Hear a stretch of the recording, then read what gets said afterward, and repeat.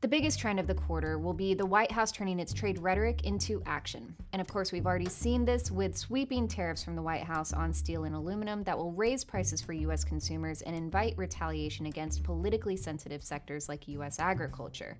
Now, even though there will be a lot of collateral damage globally from the White House's trade moves, the main target of its economic assault is China. Remember that we still have a pending investigation against China on intellectual property violations, but it won't just be trade that batters China this quarter. The U.S. Congress is meanwhile ratcheting up its relationship with Taiwan, and rising U.S.-China frictions overall will spell trouble for any companies that are caught between the two giants.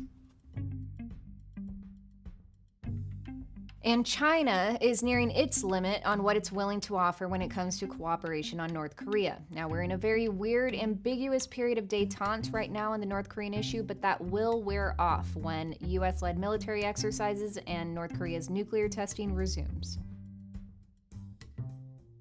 Great power competition is meanwhile rising between the United States on one side and China and Russia on the other. That includes a race for AI dominance between the US and China as their tech Cold War escalates. Now, we'll also be tracking developments in disruptive weapons technology by all three, because that will be a key factor in undermining critical arms control treaties. Even as Europe helps to preserve Iran's embattled nuclear deal, nuclear proliferation concerns are nonetheless on the rise in the Middle East. Watch for Saudi Arabia to negotiate its own civilian nuclear deal with the United States as well as Russia, predicated on the JCPOA.